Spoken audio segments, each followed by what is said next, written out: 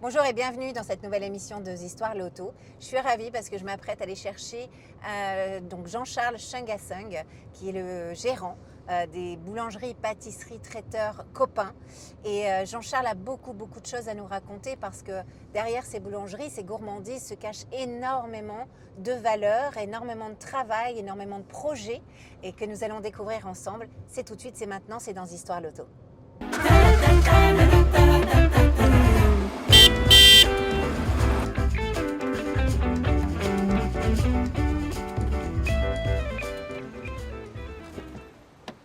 Bonjour, Bonjour Jean-Charles. comment vas-tu Laurence? Très bien, bienvenue. C'est bien que tu passais par là, dis donc. Écoute, tu es bienvenue à bord des tomates, évidemment. Tu sais, tu connais l'émission, donc évidemment je vais te demander où est-ce qu'on doit se diriger tout de suite maintenant. On Dans va le aller fétiche. vers le 126. Vers le 126. Tu nous en dis pas plus, on saura ça tout à l'heure. Ok, allez, écoute, on se met Je en mets la route. ceinture quand même. Ouais, et je veux bien une petite indication de route. Alors là, tu continues tout droit Ok. et Et à après gauche. tu vas prendre à gauche. Et donc je vois que, comme tous les invités, je t'en remercie, tu as respecté le petit rituel de venir avec des objets qui font sens pour toi et dans ton parcours. Est-ce que tu peux m'expliquer de quoi il s'agit? Bien sûr. Le premier objet, c'est le sac à dos. C'est Le sac à dos qui fait petit écolier. Et ça me va très bien. Parce que dans le métier, alors là, tu vois, tu continues Ok. le pont et puis après tu feras demi-tour. Donc l'écolier, c'est pour me rappeler que je suis en apprentissage constant de la vie dans les métiers de boulangerie-pâtisserie. Alors là, tu vas prendre à droite. Boulangerie copain, Ok. on a des apprentis et on fait de l'apprentissage. Et j'aime bien cette idée de dire apprenti sage. Comment est-ce qu'on remet du sens, de l'émotion, de la sagesse Oui. dans nos pratiques et dans le métier de la boulangerie-pâtisserie. Donc, c'est pour me rappeler que moi aussi, je suis un apprenti et que je suis sur la voie de la sagesse. Le chemin est long. Il est long pour tout le monde, je crois, tu sais. Il y en a qui avancent plus ou moins vite. Voilà. On va dire ça. Mais en Et tout le- cas, c'est un joli symbole. Et le deuxième, c'est cette pièce qui représente l'ancienne monnaie des empereurs chinois. D'accord. Donc là, tu vas prendre à gauche. Voilà. Gauche. Et ensuite prochaine sortie. Ce que j'aime bien dans cette pièce, c'est que là, tu as un rond et à l'intérieur, tu as un trou qui est carré. Et c'est une belle métaphore de la manière dont je vois l'interaction, l'attitude d'une personne dans la vie, en tout cas la mienne. C'est-à-dire comment est-ce qu'on est carré à l'intérieur avec un système de valeurs cohérent qui nous permet d'acquérir des bonnes valeurs, une bonne discipline et qui nous permet d'être juste, Oui. d'accord. Oui. Et par contre, rond à l'extérieur, c'est-à-dire très exigeant avec soi-même à l'intérieur, carré, mais rond avec l'interaction qu'on peut avoir avec le monde, avec les personnes qui nous entourent, nos proches, nos amis, nos collaborateurs, pour apporter aussi une forme de la rondeur et symbolise la tolérance, la patience, la compréhension. Voilà, donc Donc c'est ça, Jean-Charles. oui, c'est ça Jean-Charles, oui. D'accord. Et donc Bien. du coup, ça me permet évidemment de rebondir. Aujourd'hui, tu es donc gérant des boulangeries, pâtisseries, traiteurs, Voilà. copains. Là, Est-ce gauche. que, donc tu parlais justement de rapport bon. aux collaborateurs. Avant de te demander un peu c'est quoi copain, justement parle-moi peut-être de ta manière d'aborder les collaborateurs puisqu'on était là-dessus. Le copain, c'est un projet sociétal qui inclut les collaborateurs à droite, ensuite les fournisseurs Ouais, et les clients. ok. Et comment est-ce qu'on arrive à créer un ensemble cohérent qui fonctionne dans son environnement, à l'île de la Réunion et sur la Terre. Voilà, c'est ça le projet copain et qui apporte aussi de la joie. Bien sûr. On est une boulangerie, pâtisserie, traiteur, donc de la gourmandise, du bien-être, de l'audace. Des moments de partage. Des moments de partage, voilà. Donc le projet copain, initialement, il a été pensé comme un lieu qui rassemble des personnes qui ne se connaissent pas, mais qui pourtant vont venir tous les jours. Et comment est-ce qu'on arrive à créer cet espace de convivialité où on va avoir un rendez-vous avec soi-même déjà pour se faire plaisir, pour goûter, déguster des choses qui nous apportent de la joie, Bien sûr. mais qui vont aussi nous faire du bien à l'intérieur, parce qu'on va avoir comme gain nutritionnel. Voilà, c'est ça, hein, parce que quand on a préparé un peu cette émission, tu m'as parlé aussi alors, évidemment des différents piliers de valeurs sur lesquels on va revenir, mais aussi cet aspect nutritionnel, parce qu'on voit souvent la boulangerie, pâtisserie, comme quelque chose effectivement de gourmand, on aime, mais pas forcément comme quelque chose de nutritif. Exactement, et on part de loin, c'est-à-dire que quand on se dit mais comment est-ce qu'on peut imaginer que la boulangerie-pâtisserie artisanale puisse être un élément, enfin apporter de la nutrition? Absolument. Oui, on part de loin. Et c'était ça le challenge.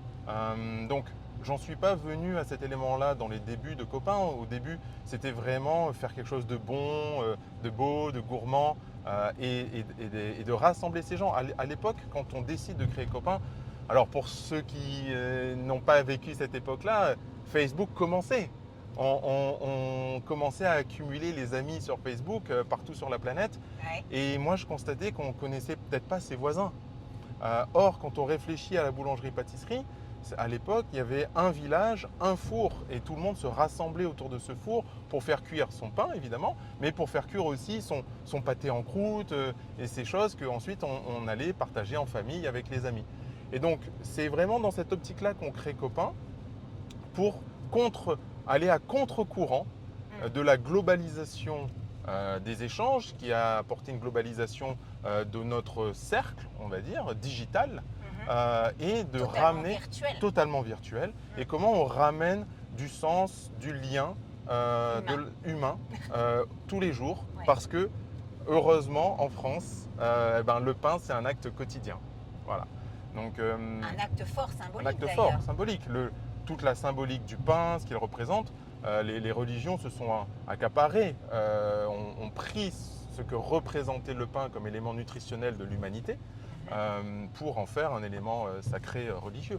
Mais à l'origine, l'humain qui passe de chasseur-cueilleur à un humain plus développé qui vit en société sédentaire, c'est parce qu'il a commencé à planter le blé. Voilà. Donc, Copain, c'est ça. Et c'est aussi évidemment la synthèse de qui nous sommes dans la famille, qui je suis. C'est-à-dire qu'on a grandi dans une famille où j'arrivais, la grand-mère, les oncles, les tantes, avant de dire bonjour ou juste après, c'est qu'est-ce que tu as mangé? Ouais. Voilà. Ouais. Avec des tables où il y avait toujours 5, 6, 7, 8 plats. On était toujours une dizaine autour de la table. Donc l'idée, c'était comment est-ce qu'on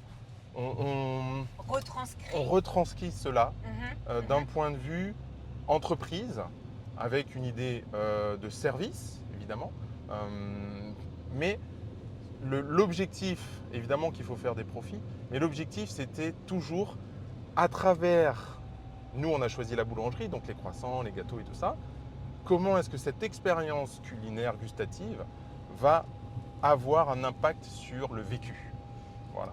Et tu parlais de famille, justement. Donc, Copain, c'est aussi, et pour le coup, ça fait sens avec ce que tu viens de dire, dans la logique de développement, c'est aussi une affaire familiale. Complètement.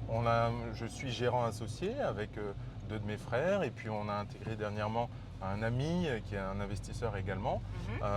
C'est vraiment un projet collectif. De toute façon, alors dans mon nom chinois, Li Ho-Chang, la particule qu'a choisi mon grand-père, c'est celui qui réussit en collectif.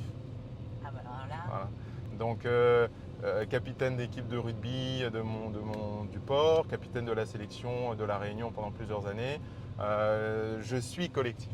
Voilà.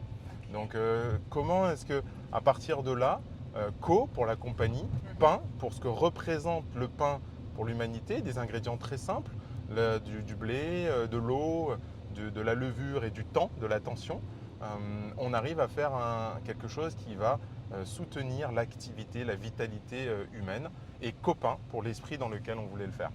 Voilà la genèse de Copain, et au bout de 7-8 ans, il y a eu toute cette dimension nutritionnelle, bien-être, développement personnel, régénération de l'environnement, réussite financière et soutien au tissu associatif, qui étaient des choses que je faisais déjà implicitement et naturellement, instinctivement, mais qu'on n'avait pas formalisé comme ça.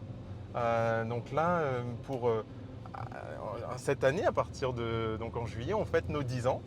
Bon anniversaire. Merci. Quelle épopée, quelle aventure. Avec, comme toute aventure, hein, des moments très durs. C'est une entreprise. Et oui, bien sûr. Comment est-ce qu'à travers ces moments durs, on agrandit nos zones de confort, on acquiert des nouvelles compétences, on rassemble les gens qui nous ressemblent, ceux qui ne partagent plus ce projet nous quittent également. Donc, copains, c'est ça, c'est comment est-ce qu'on arrive à faire venir, à rassembler, à mettre en cohésion, en cohérence, en sérénité tout un ensemble de personnes qui partagent les mêmes valeurs. Voilà. Et d'ailleurs, il y a beaucoup de projets, tu vas nous en parler, tu vas développer tout ça dans un prochain épisode. Mais là, en tout cas, on va arriver au lieu déjà. Et c'est un petit rapport justement avec tout ce qu'on vient de dire, évidemment, la famille, ce rapport familial ancré. Donc tu vas nous expliquer tout ça. Bien sûr. Bon, bah, écoute. Le 126, c'est... Alors, continue encore un peu. C'est mon grand-père maternel, il était agriculteur. Mon grand-père paternel, il a été un des premiers à faire venir le moulin à maïs. Donc, il y avait à la fois cette connexion avec la terre et cette idée de transformer ce que nous donne la nature pour en faire un élément nutritionnel. Et j'ai compris que bien plus tard, en fait, pourquoi est-ce que j'étais autant attiré par toute la dimension gastronomique. Et d'ailleurs, quand je faisais mes études et qu'on invitait nos amis à dîner à la maison, le commentaire qui revenait souvent, c'est bon, Jean-Charles, vous les chingues, quand vous ouvrez un restaurant, vous nous dites on investit, c'est trop bon, c'est simple, mais on partage un bon moment. Voilà. Et l'opportunité s'est présentée en 2014 de créer ces boulangeries. Voilà. Ok, bah écoute. Donc le 126, c'est cet endroit où ma famille s'est posée et cette connexion avec la nature qui est aussi une transition avec le projet de régénération de l'environnement. On n'en dit pas plus, on arrive, tu vas nous expliquer tout ça et nous on se retrouve évidemment dans le deuxième épisode.